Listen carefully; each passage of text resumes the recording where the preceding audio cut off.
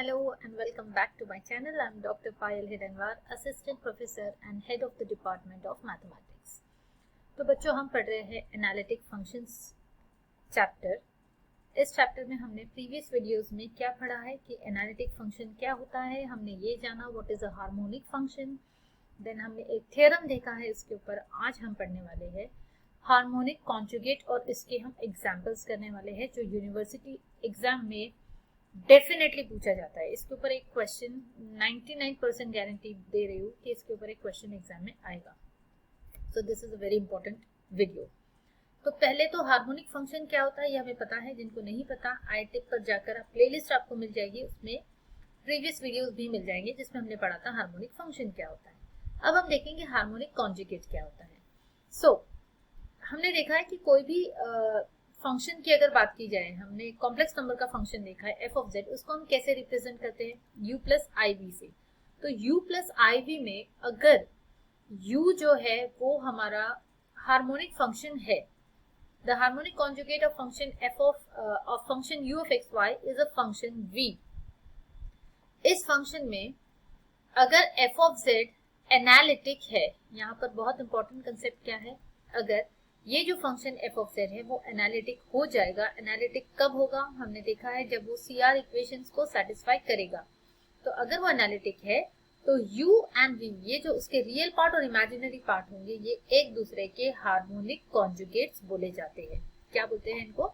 Harmonic conjugates. u होगा v का conjugate, v होगा u का कॉन्जुगेट। बट हर एक f ऑफ z, हर एक फंक्शन के जो रियल और इमेजिनरी पार्ट्स है वो हार्मोनिक कॉन्जुगेट होंगे क्या? नहीं, ओनली वो फंक्शन जो एनालिटिक होगा।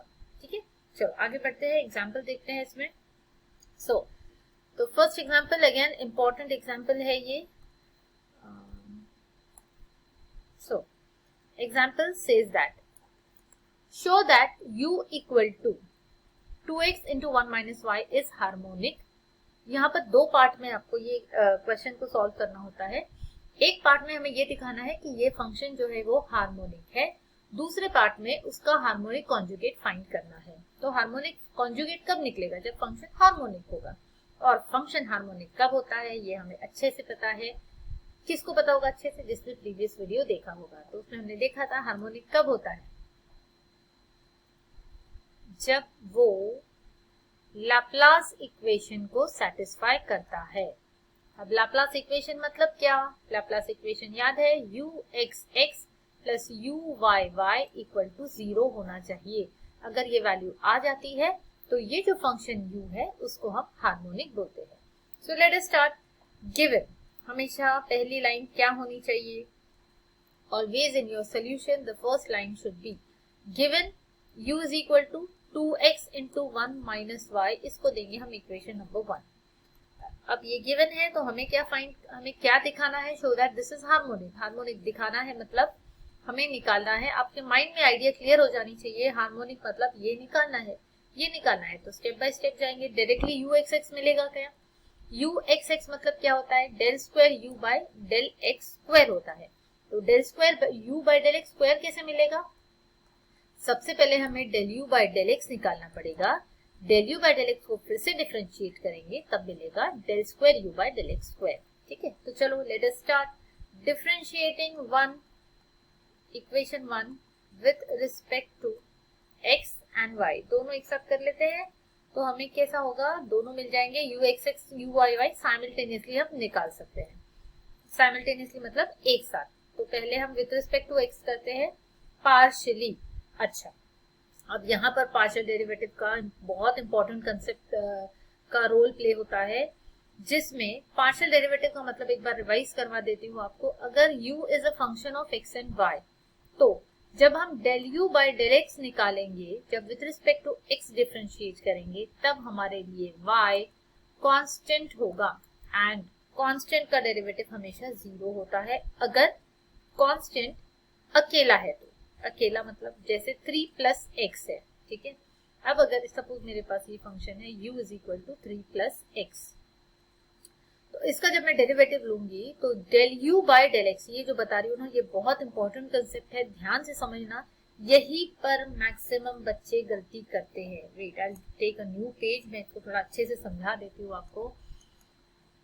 जितने मैंने पेपर्स चेक किए ना, मैक्सिमम बच्चे पार्शियल डेरिवेटिव्स में गलती करते हैं। नाउ मान लो मेरे पास है यहाँ पर ये दो फंक्शंस। अब जब मैं आपको बोलती हूँ, मैं बच्चों को समझाती हूँ कि बेटा जब हम with respect to x differentiate करेंगे, पार्शियल डेरिवेटिव की बात कर रही हूँ, तो एक्स को छोड़कर कोई भी अगर वेरिएबल आता है तो वो हमारे लिए कांस्टेंट होता है। ठीक है, अब वेरिएबल पर बाद में जाते हैं, फिलहाल सिर्फ इसकी बात करते हैं। तो del u by del x क्या होगा, 3 का डेरिवेटिव 0 क्योंकि ये कांस्टेंट है, प्लस x का डेरिवेटिव क्या होता है 1, तो आंसर आ गया 1। ये तो बहुत इजी है क्योंकि यहाँ 3 है, बट जब यही 3 के बदले आपको वेरिएबल y दिखेगा ना, तब आप कंफ्यूज होते हो। व्हाट अबाउट दिस, अब ये del u by del x की बात करूंगी, तो अब क्या 3 का डेरिवेटिव 0 हो जाएगा क्या? ये गलती करते हैं बच्चे। मैम आपने बोला था कि कांस्टेंट का डेरिवेटिव 0 होता है पार्शियल डेरिवेटिव में, तो ये 0 इंटू एक्स का डेरिवेटिव 1, आंसर आ गया 0। ये गलत है। जब कांस्टेंट किसी भी वेरिएबल के साथ में मल्टीप्लिकेशन में होता है तो वो कॉपी पेस्ट होता है। तो दो चीजें याद रखनी है, कांस्टेंट अकेला है तो उसका डेरिवेटिव 0, कांस्टेंट अगर मल्टीप्लिकेशन में है तो कॉपी पेस्ट। कॉपी पेस्ट मतलब 3 एज इट इज आएगा और x का डेरिवेटिव आएगा 1, तो इसका आंसर आ गया 3। ठीक है, नाउ यही चीज अगर मैंने y के बारे में बात की, अब अगर मेरा फंक्शन है यहाँ पर yx and y plus x, अब मुझे निकालना है पार्शियल डेरिवेटिव। तो ये क्या हो गया, u is a function of x and y दिख रहा है, यहाँ पर भी u is a function of x and y है, इस केस में भी। तो अब अगर मुझे निकालना है derivative of partial derivative of u with respect to x, तो x को छोड़ के जितने भी वेरिएबल्स होंगे, अभी तो यहाँ एक ही वेरिएबल है, तो फिलहाल मेरे लिए y कांस्टेंट है। y कांस्टेंट, ये याद रखना, जब विथ रिस्पेक्ट टू x करेंगे तो y कांस्टेंट। अब y अकेला है यहाँ पर, y के साथ मल्टीप्लीकेशन में x है क्या? नहीं है, तो y का डेरिवेटिव 0, x का डेरिवेटिव 1, और ये आ गया आंसर 1। अब यहाँ क्या होगा, del u by del x. Del u by del x जब मैं निकालूंगी तो because with respect to x मैं डिफरेंशिएट कर रही हूँ, तो मेरे लिए y कांस्टेंट है। y कांस्टेंट है, लेकिन यहाँ y अकेला है क्या, मल्टीप्लिकेशन में है x के साथ, तो इस केस में क्या होगा, कॉपी पेस्ट, y को कॉपी पेस्ट करना है। अब बचा जो x है उसका डेरिवेटिव ले लो, तो x का डेरिवेटिव हो गया 1। So this is a very important concept जो मैक्सिमम बच्चे इसमें गड़बड़ करते हैं, आपको नहीं करनी है। आते हैं हमारे क्वेश्चन पर। इसको मैं प्रॉपरली पहले तो सेपरेट आउट करके लिख लेती हूँ। 2x आएगा 2x माइनस ये आ जाएगा 2xy, ऐसे लिखोगे तो डेरिवेटिव निकालने में आसानी जाएगी। तो हमें क्या करना है, अब u का डेरिवेटिव लेना है पहले with respect to x, with respect to x। तो del u by del x क्या होगा, अगेन अब यहाँ पर x को छोड़ के जो भी कुछ दिख रहा है वो सारे कांस्टेंट है, तो 2 तो कांस्टेंट है, बट मल्टीप्लिकेशन में है तो कॉपी पेस्ट, 2x का डेरिवेटिव 2 इंटू 1 माइनस, अब यहाँ पहले तो जो जो आपको कांस्टेंट दिखते हैं ना उसको कॉपी पेस्ट करके लिख लेना, उसके बाद में बात देखेंगे डेरिवेटिव का, किसका डेरिवेटिव लेना है। तो ये कांस्टेंट है, ये कांस्टेंट है, इसको कर दो कॉपी पेस्ट। अब x बचा है, x का डेरिवेटिव आ गया 1, तो ये आंसर आ गया आपका 2 माइनस 2y।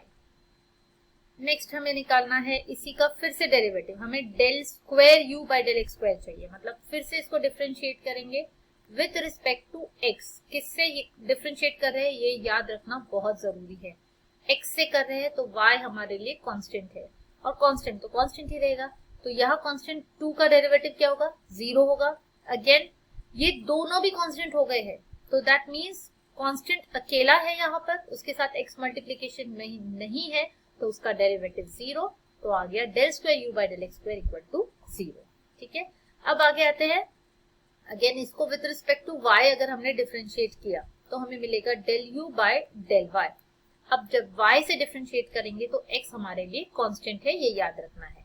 ठीक है, सो अभी हमारे लिए x कांस्टेंट है, सो 2x, अब पूरा की पूरा 2 भी कांस्टेंट है, x भी कांस्टेंट है, मतलब ये पूरा कांस्टेंट हो गया, तो कांस्टेंट का डेरिवेटिव 0 हो गया, माइनस यहाँ पर जो जो कांस्टेंट है पहले तो वो कॉपी पेस्ट कर लो। अब यहाँ 2 कांस्टेंट है, 2 एंड x, ये दोनों हमारे लिए कांस्टेंट है, तो ये हमने कॉपी पेस्ट किया, एंड y का डेरिवेटिव 1, क्योंकि विद रिस्पेक्ट टू y करे तो y का डेरिवेटिव 1, तो इसका आंसर आ गया माइनस 2x। बट यहाँ स्टॉप करेंगे क्या? नहीं, we have to find del square u by del y square, मतलब जो आया है इसको फिर से डिफरेंशिएट करना है विद रिस्पेक्ट टू y।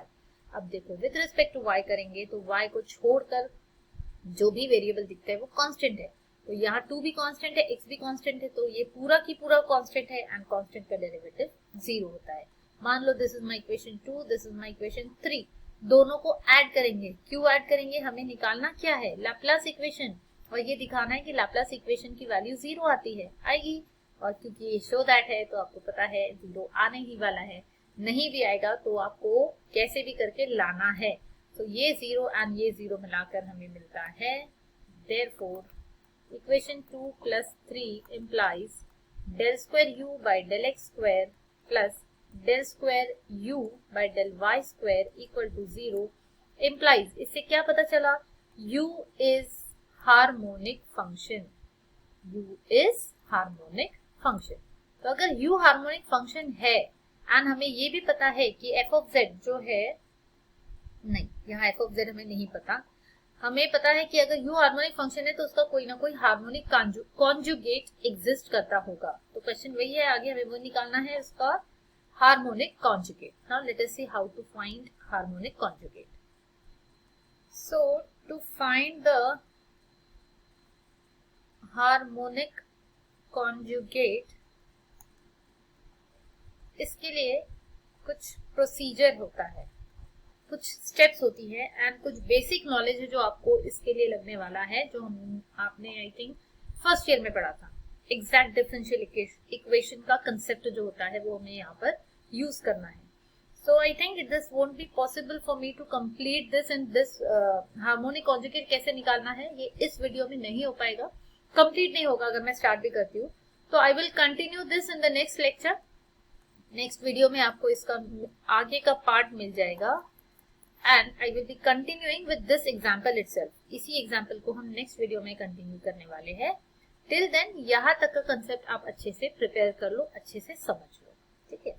मिलते हैं नेक्स्ट वीडियो में। Till then keep studying and हाँ, वीडियो अगर पसंद आया होगा ना तो थोड़ी सी मेहनत करके लाइक कर देना और एक कमेंट करके बता देना। वीडियो देख लेते हो, पढ़ लेते हो, पर लाइक करना भूल जाते हैं और कमेंट करना भूल जाते हैं। सो हम जब इतनी मेहनत कर रहे हैं आपके लिए तो इतना तो आपकी तरफ से एक्सपेक्ट कर ही सकते हैं, राइट?